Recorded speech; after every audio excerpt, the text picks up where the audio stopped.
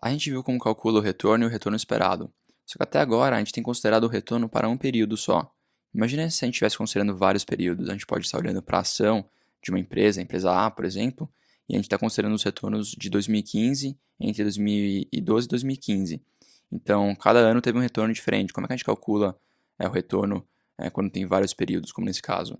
Então, nesse caso, a gente teria o quê? A gente teria uma tabela com os retornos entre 2012 e 2015. Aqui a gente está presumindo que é no final de 2012 e final de 2015.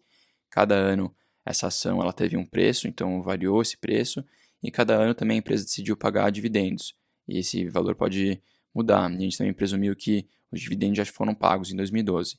Então, usando nossa fórmula de retorno sobre o período de aplicação, a gente vai calcular o retorno entre cada ano, né? Então, a gente vê que entre 2012 e 2013 teve um retorno de menos 15%, ou seja, um prejuízo de 15%. Entre 2013 e 2014, a gente teve um retorno de 62,5%. Então, a gente calcula o retorno usando aquela nossa forma.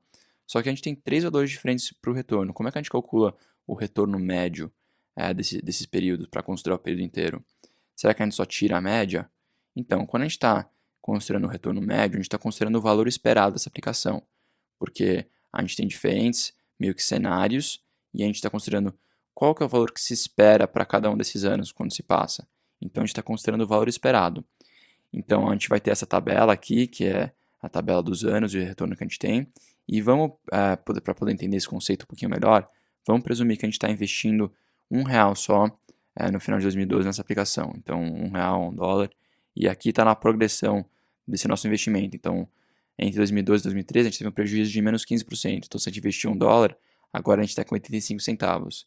E esse valor ele evolui com nossos retornos no tempo. Então, a gente está considerando o valor esperado, né? E se a gente for simplesmente tirar a média disso, ou seja, somar eles e dividir pelo número de retornos, a gente está presumindo que o nosso valor esperado é a soma dividido pelo número de retornos. Então, nesse caso, se a gente calcular aqui cada um dos retornos e dividir por 3, que é o número de retornos que a gente tem, a gente vai ter um retorno esperado por ano de 24,17%. Então, isso nos diz que a gente espera ganhar por ano 24,17%. Então, se a gente está considerando o período inteiro, é só multiplicar isso por 3, né? Porque são 3 anos.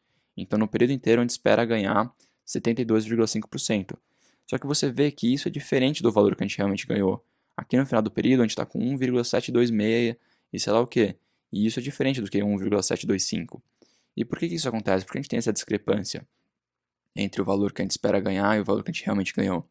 Bom, quando a gente está considerando o valor esperado, a gente está usando aquela nossa fórmula aqui implicitamente. A gente está usando a gente está ponderando a probabilidade de algo acontecer pelo que realmente acontece. Então, no nosso caso, se a gente está simplesmente tirando a média dos retornos, o que a gente está falando? A gente está falando que cada retorno tem a mesma probabilidade de acontecer. Então, a gente está falando que a probabilidade de você ter um retorno de menos 15% é a mesma de você ter 62,5%.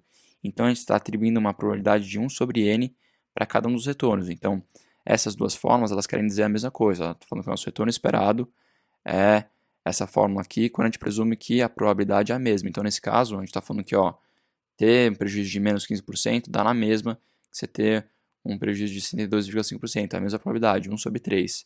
E é isso que acontece quando a gente tira a média dessa forma. E então a gente atribui a mesma probabilidade para os eventos acontecerem, nesse caso são os anos. E quando a gente faz isso, a gente está tirando a média aritmética, chama média aritmética, que é você simplesmente somar os retornos e dividir por n. E é um jeito simples de você calcular a média, só que ele não informa quanto que a aplicação realmente rendeu para você. Para isso, a gente vai precisar calcular uma outra medida, que é a média geométrica.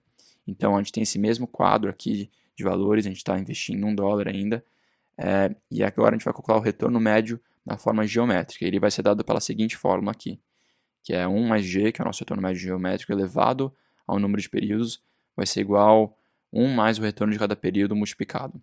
E essa é a fórmula que nos dá quanto que a aplicação realmente rendeu. Aqui, nesse caso, a gente tem 3 períodos, e esse lado da equação, 1 mais g elevado a n, ele vai ser quanto que a aplicação rendeu ao total. Então, 1 mais g elevado a 3, ele vai dar quanto que a nossa aplicação rendeu no total. E aí, se a gente quiser calcular a média para cada período, para cada ano, a gente só tira aqui, a gente eleva 1 sobre 3, eleva isso a 1 sobre 3, e subtrai 1, e a gente vai ficar com o nosso g é de aproximadamente 19,97% ao ano.